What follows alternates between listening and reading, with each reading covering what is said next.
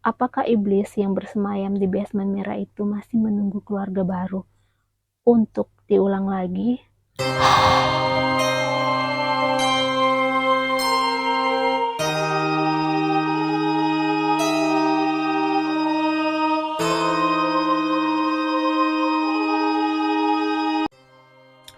Welcome back my sweet dark prince. Dengan aku Yuka Chan. Malam ini kita akan masuk ke dalam rumah yang katanya dipenuhi darah, bisikan iblis, dan kutukan keluarga. Ya, inilah kisah Amityville Horror. Tapi aku akan membawanya dengan sentuhan Lolita Gotik yang manis namun juga mematikan. Di sebuah kota kecil bernama Amityville, Long Island, New York, berdiri sebuah rumah besar bergaya Belanda, bercat putih dengan jendela besar seperti mata yang menatap siapa saja yang lewat. Dari luar, rumah itu terlihat seperti mansion impian, cantik, klasik. Bahkan kalau aku bayangkan, aku ingin berdiri di balkon rumah itu dengan gaun Lolita berenda hitam dan payung renda gotik. Namun, siapapun yang tahu kisah rumah ini akan gemetar. Karena kecantikan rumah ini hanyalah topeng. Di baliknya ada suara bisikan, darah yang tak terlihat mata, dan jiwa-jiwa yang tidak pernah pergi. Pada tahun 1974, malam musim dingin, seorang pemuda bernama Ronald DeFeo Jr. mengangkat senapan. Lalu satu persatu anggota keluarganya ditembak di tempat tidur masing-masing. Ayahnya, ibunya, dan dua adiknya, bahkan adik perempuan kembarnya, semuanya tewas. Yang menyeramkan, semua korban ditemukan masih di posisi tidur, wajah menghadap ke bawah, seperti sedang tidur nyenyak.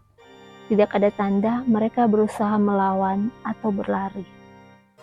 Pertanyaan yang muncul, bagaimana suara tembakan senapan bisa tidak membangunkan mereka?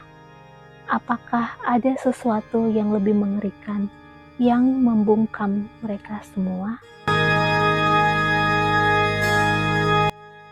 Setahun kemudian, rumah itu dibeli keluarga Lutz.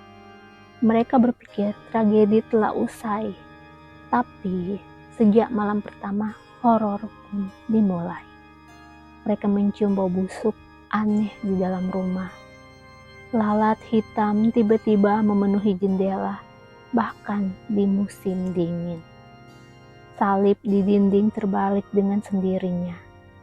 Anak kecil mereka, Missy, berkata dia punya teman imajiner bernama Jody. Seekor babi besar bermata merah yang suka menatap dari jendela kamar. Bayangkan, seorang gadis kecil dengan gaun putih duduk sambil tersenyum. Lalu di balik bahunya dua mata merah menyala, menatap ke arahmu dari luar jendela. George Lutz, kepala keluarga, mulai berubah. Ia selalu terbangun pukul 03:15 dini hari. Waktu yang sama saat pembantaian DeFeo terjadi.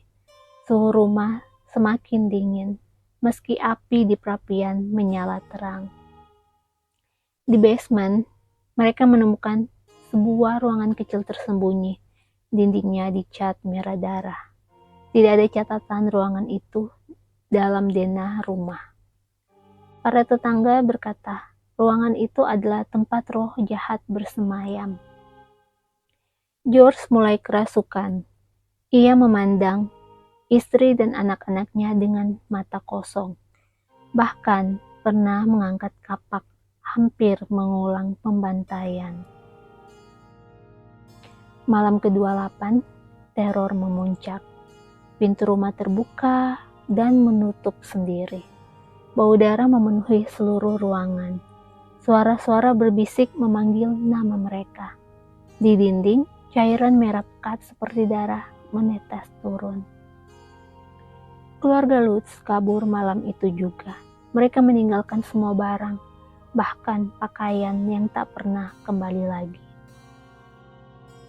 Rumah Amityville hingga kini masih berdiri. Banyak orang bilang kisah Lutz hanyalah rekayasa untuk mencari uang. Tapi, mengapa setiap pemilik rumah berikutnya merasakan ketidaknyamanan yang sama? Mengapa hingga kini orang-orang yang lewat di depan rumah itu merasa diawasi oleh dua jendela besar yang berbentuk mata?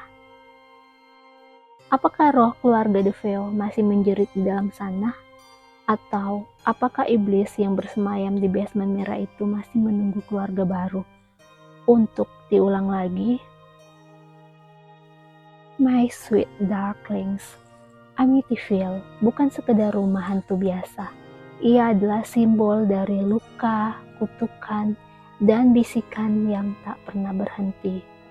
Jika suatu saat kalian melihat rumah putih dengan jendela besar menatapmu seperti mata, jangan dekati, karena mungkin rumah itu sedang memilih korban berikutnya. Aku, Yuka Chan, pamit dulu malam ini. Jangan lupa matikan lampu kamarmu sebelum sesuatu ikut menatap dari jendela. Sweet dark dreams, my darklings.